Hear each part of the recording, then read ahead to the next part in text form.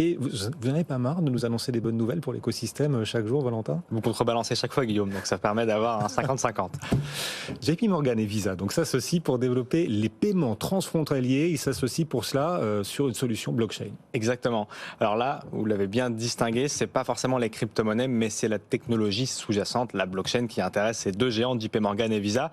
JP Morgan a sa propre blockchain et c'est justement sur ces services qu'ils vont collaborer avec Visa pour les paiements transfrontaliers et essayer de réduire les échecs, les temps de latence qu'il peut y avoir dans ces paiements si particuliers grâce à cette technologie. Ce qu'ils nous disent, c'est que grâce à ces deux technologies, ils vont pouvoir vérifier plus de 2300 milliards de comptes bancaires et plus de 3500 institutions financières différentes, ce qui est quand même énormément de chiffres. C'est assez impactant et c'est normal, c'est deux géants du paiement et du monde bancaire. Donc c'est des solutions qui vont permettre, avant même le paiement, de valider certaines transactions pour éviter les échecs. Et les échecs, et j'ai appris ça en lisant cet article de Cryptos de chez nous, c'est 118 milliards de dollars qui sont perdus selon Forbes chaque année. C'est énorme, d'échecs de paiement dans le monde. C'est 118 milliards de dollars qui sont perdus. Donc à cause des échecs de paiement. C'est assez important et c'est dans cette dynamique que cette solution se positionne.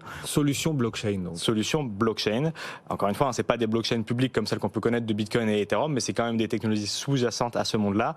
Et ça fait un peu écho à ce que disait Ravi Menon il y a quelques semaines à la fameuse réunion des banquiers centraux, il y a quelques semaines, qui est le directeur général de l'autorité monétaire de Singapour, qui disait que les systèmes de paiement actuels sont lents, coûteux, opaques, inefficaces et qui ne sont pas adaptés au XXIe siècle. Ça y est, on commence à voir des technologies un peu plus adéquates qui s'y dessinent et cette association entre JP Morgan et Visa sur la technologie blockchain pour les paiements transfrontaliers l'incarne. Et voilà, une pierre de plus, un signal de plus de l'intérêt que le monde réel, le monde traditionnel, les géants de la finance trouvent au blockchain et puis